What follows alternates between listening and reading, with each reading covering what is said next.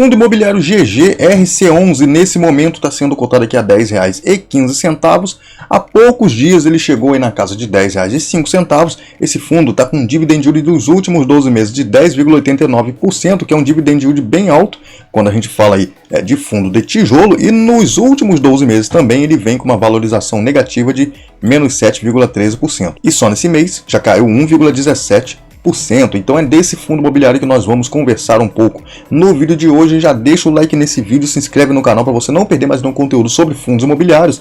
E aproveita, vai nos comentários e diz para mim se você tem ou não tem cotas do GGRC11 na sua carteira de investimentos. E diz também quanto é que você vai receber dele em dividendos nesse mês. Então, sem delongas, sem enrolação, já quero dizer que eu não tenho esse fundo em carteira, tá? E também eu quero dizer que não é uma recomendação nem de compra nem de venda esse vídeo. A gente só vai estudar um pouquinho desse fundo, que é um fundo que eu acho bem interessante, apesar de eu não ter em carteira. A gente sempre tem que estar estudando tudo que tem aí de opção para a gente na nossa bolsa de valores, tá? Então, deixa eu mostrar um pouco para vocês de informações aqui com relação ao valor patrimonial de cota. A gente vê que o fundo hoje está cotado ali a R$ 10,15, mas nesse momento o valor patrimonial da cota dele é de R$ 11,33. Então isso abre uma diferença bem bacana do preço da cota no mercado para o valor patrimonial da cota, de quase 10% aí de desconto. Porém, a gente sabe que para fundo de tijolo, PVP, não serve muito para a gente precificar, para dizer se está caro ou barato. Tem outras formas de fazer isso que não vai ser nesse vídeo que eu vou falar, tá? Já falei em outros vídeos e mais para frente eu faço um vídeo novamente mostrando como é que eu faço para precificar aí fundo de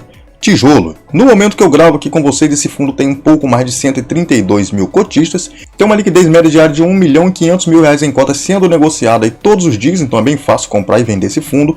Tem uma pequena participação no IFIX e vem pagando aí seus 10 centavos por cota. Nós vamos ver dentro do relatório se esses 10 centavos são uma renda que a gente pode ficar tranquilo que vai receber aí todos os meses. Então vamos lá, já entrando aqui no relatório do GGRC11, relatório ainda do mês de setembro, tá? Não saiu ainda o de outubro e nós já estamos no mês de novembro, né?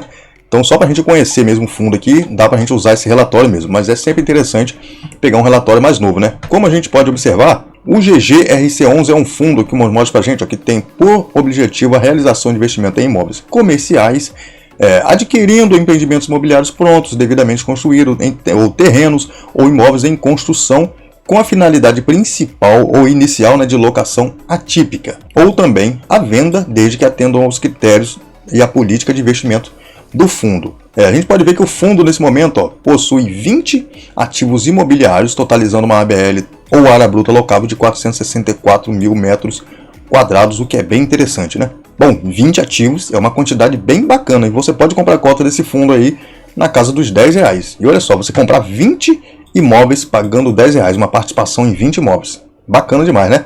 Olhando algumas informações a mais do fundo, a gente pode ver que esse fundo teve início aqui em abril de 2017, então hoje ele já tem aí seus 7 anos de estrada, 7 anos de negociação, então já tem um histórico para a gente analisar, né, estudar. O valor patrimonial da cota do fundo continua a mesma coisa, né? Como a gente pode ver, patrimônio líquido do fundo pouco mais de R$1 bilhão, o que é bem bacana, né? O fundo hoje cobra uma taxa de administração e gestão de 1,10% ao ano. O fundo já passou por 7 emissões de cotas, pagando aí seus 10 centavos em rendimento, né? O prazo médio ainda de contrato que tem pela frente é de cerca de 6,8 anos. Descendo um pouco, a gente vê que no relatório tem alguns vídeos, algumas paradas aqui que falam do fundo, notícias que saíram, vídeo de outros canais, eles colocam aqui, dentro do relatório, canal aqui do Nod, canal aqui do Liberdade Financeira com FIIs e Ações, era FIIs e Ações, né? Agora é só FIIs, acompanha esses canais aí. Tem também o vídeo do Lucas FII, muito vídeo aí bacana, muita notícia que sai sobre o fundo, eles colocam aqui dentro do relatório para a gente poder acompanhar. E falando aqui dos comentários acerca do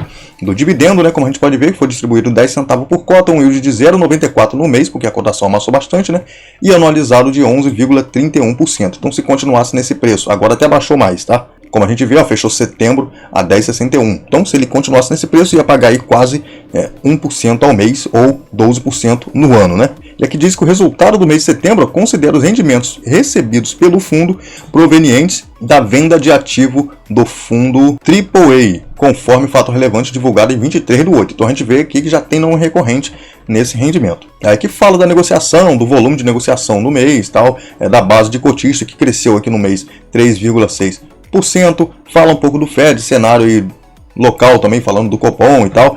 Fala de Bovespa, fala do IFIX, aqui também fala também um pouco mais aqui do fundo. Aqui embaixo, mostra aqui pra gente que tem atualmente diversas operações em andamento, sendo 8 ativos em processo de aquisição, conforme fato relevante e comunicação ao mercado divulgados em 3/9 e 12/9 aí, respectivamente, além da negociação avançada para a venda de 2 ativos e reforma e ampliação de um ativo do portfólio. Então a gente vê que a gestão vem trabalhando aí, na visão da gestão, essa série de operações deve gerar valor ao cotista, com melhora na diversificação do portfólio e aumento nos rendimentos, tanto dos recorrentes como os não recorrentes, o que é bem interessante, né? Aqui a gente vem falando um pouco do cronograma da 8ª emissão, como é que está a situação do fundo antes da emissão e como é que vai ficar aqui, depois da emissão, que a gente pode ver, o patrimônio líquido do fundo vai sair de 1,2 bi para 1,45, o resultado mensal recorrente vai sair de 0,91 para 0,095, vai aumentar um pouquinho, né? Bem bacana, aumentando o número de cota, a alavancagem do fundo vai sair de 7,09. Então uma alavancagem bem baixa, vai para uma alavancagem de 13%, ainda não está tão alta, mas a gente tem que estar sempre atento, né? A BL do fundo também, que vai aumentar consideravelmente, de 464 mil metros quadrados para 658 mil metros quadrados, vai aumentar bastante a ABL do fundo. A porcentagem do maior inquilino vai diminuir um pouco a concentração desse inquilino, que é de 17,4% hoje, vai cair para 13,97%, então vai dar uma diminuída bastante. O número de inquilino vai sair de 18 para 27 e o prazo médio dos contratos saindo aí de 6,4 para 6,1 anos. Bem interessante, né? Bem bacana. Aqui tem uma parte de perguntas e respostas que é bem interessante da gente dar uma olhada. Esse fundo que passou por uma polêmica aqui com relação a esse fundo da Suno aqui também de logística, né, que eles acabaram adquirindo. Muita gente não gostou dessa situação aí, mas fazer o que? Bola para frente, vamos acompanhando e ver como é que vai ficar a situação do fundo. Na parte do demonstrativo financeiro, a gente pode ver aqui que tem os resultados. Isso aqui que eu gosto, 4 meses aqui de resultado para a gente acompanhar e colocar lado a lado para ver como é que está a situação do fundo, se está conseguindo entregar mais rendimentos, se está conseguindo manter os rendimentos pelo menos. Então a gente pode ver aqui lado a lado 4 meses de distribuição de rendimento, tudo detalhado aqui pra gente, o que é muito bom, eu gosto muito disso. Tem fundo aí, principalmente da XP, que coloca só um mês, aí se você quiser ver outro mês, você tem que estar abrindo outro relatório. Então isso daí, pra mim, já perde a graça. Tem que ter desse jeito aqui, um mês de junho, julho, agosto e setembro, 4 resultados, pra gente comparar lado a lado, mês a mês, como é que tá sendo a situação do fundo. Não precisa ficar abrindo um monte de relatório, tá tudo aqui. Então a gente pode ver que a receita do fundo vem se mantendo aqui bem interessante, né? Receita de locação, receita de renda fixa, então deve ser o caixa, né? Receita também de renda variável, então o total de receita no mês de setembro foi de 13,9 milhões, mais do que os outros meses. E o total de despesa também, é óbvio, né? Aumentou um cadinho, aumentou uma quantidade bem interessante. Despesa financeira, como eu gosto de falar com vocês, eu sempre mostro para vocês, despesa financeira seria a despesa com alavancagem, então tá sempre na casa aqui dos 570 e poucos mil reais todos os meses, então é uma despesa até baixa, né? Taxa de administração, imposto da renda fixa e outras despesas, então a gente pode ver que a despesa do fundo ficou aqui na casa de 2,11 milhões e o resultado total do fundo foi de 11,8 milhões. Como a gente pode ver, teve também uma receita maior aqui nesse mês, receita de renda variável, que está detalhado para a gente aqui mais para baixo, né? Deve estar detalhado aqui no número 4, como mostra ali em cima, né? Então aqui, nessa parte, nessa letra miúda aqui a gente consegue ler aqui, incluindo o rendimento de cotas de fundos imobiliários. Então aqui deve ter sido alienação de cotas, venda de cotas, né? Deve ter conseguido gerar um ganho aí que foi bem interessante para o fundo, aumentando assim o resultado. Então a gente pode ver que o resultado de 11 milhões, maior do que os outros meses, e conseguiu distribuir aí menos do que gerou, aumentando ou mantendo uma reserva bem bacana, né? O que é bem interessante isso. Enquanto nos outros meses ele pagou mais do que ele tinha gerado de resultado. Olha só.